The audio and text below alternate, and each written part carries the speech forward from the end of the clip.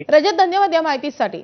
पुन्हा एकदा नाशिकमधून अपडेट येते। नाशिकमध्ये अपक्ष गोकुळ गीतेंना 357 मतं मिळाली आहेत, तर 109 मतांनी ते विजयी झालेत। नाशिकमध्ये शिवसेनेच्या नरेंद्र दराडेंना 248 मतं मिळाली आहेत।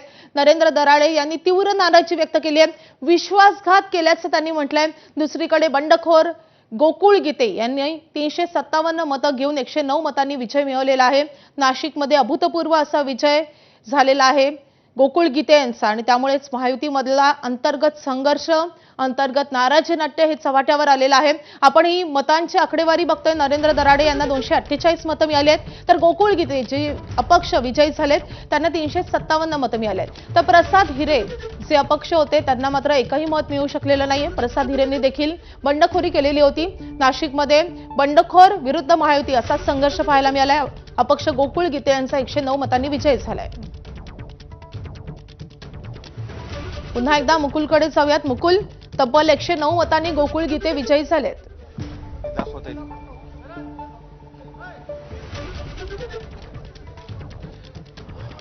अद्याप अधिकृत घोषणा करण्यात आलेली नाहीये, मात्र जी मतं ही समोर आलेली आहेत, जी मतं आता फायनल झालेली आहे, त्यामध्ये एकूण 618 हे मतदान झालेलं होतं।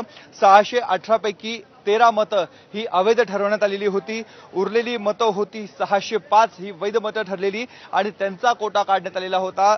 तो कोटा होता 303, आणि पहिल्याच राऊंडमध्ये, पहिल्याच पसंतीमध्ये अपक्ष गोकुळ गीते यांना मतं मिळालेली आहेत 357, आणि महायुतीचे उमेदवार नरेंद्र दराडे यांना मतं मिळालेली आहेत 248, आणि यावरून असं सिद्ध होत आहे की गोकुळ गीते यांचा विजय झालेला आहे।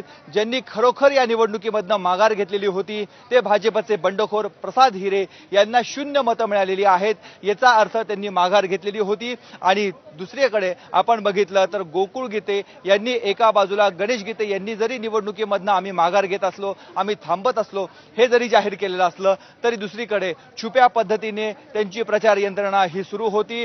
प्रचार हा सुरू होता, आणि हा प्रचार सुरू असल्यामुळे एका बाजूला नरेंद्र दराडे सर्व नगरसेवकांना सहलीला घेऊन गेले। 3 ते 4 दिवस ठाणे मुक्कामी होते, तरी देखील त्यांना पराभवाला सामोरं जावं लागलं। खरं तर नाशिक स्थानिक स्वराज्य संस्था विधान परिषद निवडणुकीच्या धक्कादायक निकालाची परंपरा याही निवडणुकीमध्ये कायम राहिलेली आहे। याआधी 2000 मध्ये जी निवडणूक पार पडलेली होती, त्या 2000 निवडणुकीमध्ये महायुतीकडनं वसंत गीते होते, तर दुसऱ्या बाजूला काँग्रेसकडनं गोपाळराव गुळवे हे निवडणूक लढवत होते। मात्र त्यावेळेस राष्ट्रवादी काँग्रेस, 1999 मध्ये राष्ट्रवादी काँग्रेसची स्थापना झाली, आणि त्यावेळेस देविदास पिंगळे यांना शरद पवारांनी उमेदवारी दिलेली होती, आणि कुठलेही मतदार नसताना देविदास पिंगळे यांचा त्यावेळेस विजय झालेला होता।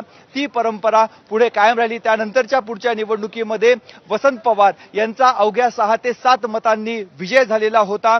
तिथून पुढे शिवाजी सहाणे हे शिवसेना भाजपचे उमेदवार होते, तर राष्ट्रवादी काँग्रेसचे उमेदवार जयंत जाधव होते। यांची निवडणूक देखील अशी चुरशीची ठरलेली होती। 2 उमेदवारांना 221 मतं मिळालेली होती, आणि अखेर ईश्वर चिठ्ठी काढण्यात आली, आणि ईश्वर चिठ्ठीतून जयंत जाधव हे विजयी ठरलेले होते। आणि ही संपूर्ण निवडणुकीच्या प्रक्रियेवर, मतमोजणीवर आक्षेप घेण्यात आला। हे संपूर्ण लढाई सर्वोच्च न्यायालयामध्ये गेली।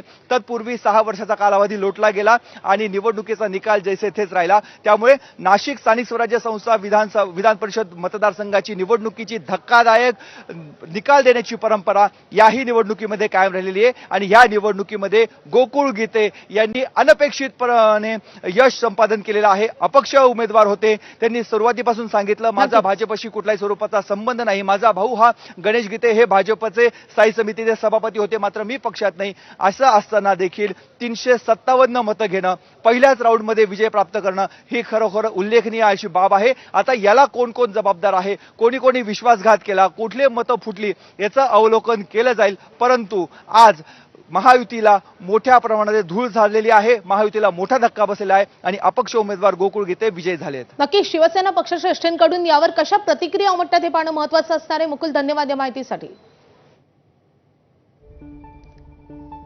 तर नाशिकमध्ये एक मोठा विजय गोकुळ गीतेंनी मिळवलेला आहे। बंडखोर गोकुळ गीते हे विजयी झालेत, तर दुसऱ्या बाजूला महायुतीचे अधिकृत उमेदवार नरेंद्र दराडे यांना पराभवाची धूळ चारण्यात आली आहे। नाशिकमध्ये अभूतपूर्व असा गोंधळ मतमोजणीच्या वेळी पाहायला मिळाला। जे दुसरे बंडखोर होते प्रसाद हिरे त्यांना मात्र एकही मत मिळालं नाही, त्यामुळे बंडखोरी झाली आणि त्याचा थेट फायदा हा गोकुळ गीतेंना झालाय। नाशिकमध्ये मोठा राडा, मोठा ड्रामा आपल्याला या मतमोजणीच्या दरम्यान पाहायला मिळाला। नाशिकची निवडणूक जाहीर झाल्यापासूनच ही निवडणूक राज्यभर गाजली। महायुतीचे सगळे महत्त्वाचे नेते ठाण मांडून होते, अगदी गिरीश महाजन असोत, उदय सामंत असोत की थेट मुख्यमंत्री, या सगळ्यांनी गोकुळ गीतेंची समजूत काढण्याचा प्रयत्न केला, फोनवरून त्यांची मनधरणी केली, मात्र ते ठाम राहिले आणि त्यांचा विजय झाला।